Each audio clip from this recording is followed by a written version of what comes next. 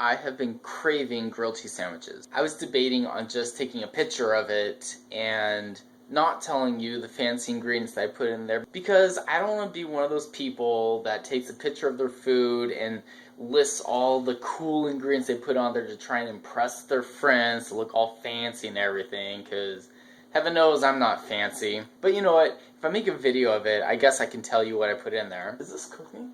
Watch I burn the sandwich while I'm trying to make this video. I used bread and butter. I also made a cream cheese mixture for this. Cream cheese mixed with basil, black pepper, and garlic stuff. It was like some garlic and herb mix, whatever. And then I put shredded cheddar. Some old Kraft singles that we had in the fridge.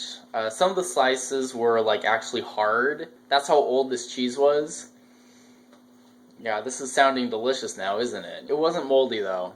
So, There was this one time I went to this, what are they called?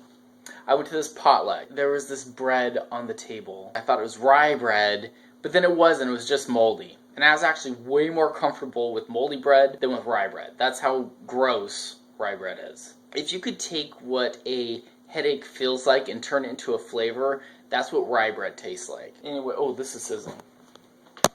Okay, we're good. Something that I've learned about grilled cheese sandwiches is that it's all about cooking it slow. Back in the day when I was less patient, I would turn up the heat on these things and I'd basically just burn the outside of the bread and then the cheese wouldn't be melted and it's just not good. You gotta be patient with these things. Just let it cook slowly. Did you hear that? Ooh, this is smelling good. My arm's getting really tired holding this camera.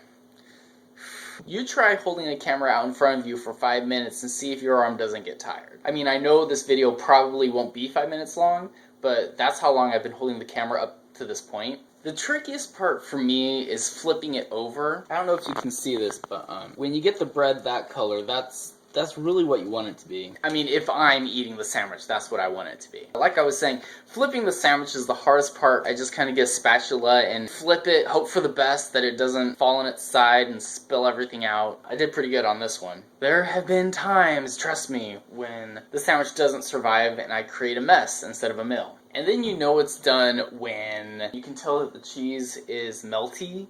Then you're good. It's hard to make cheese taste bad. Even cold cheese tastes good. There was a time when I'd get home from work and the way I'd relax is I would chop up cheese into cubes. I'd pour myself a glass of grape juice and I'd just eat cheese and grape juice. Watch some TV, and that was the best way to unwind after a long day.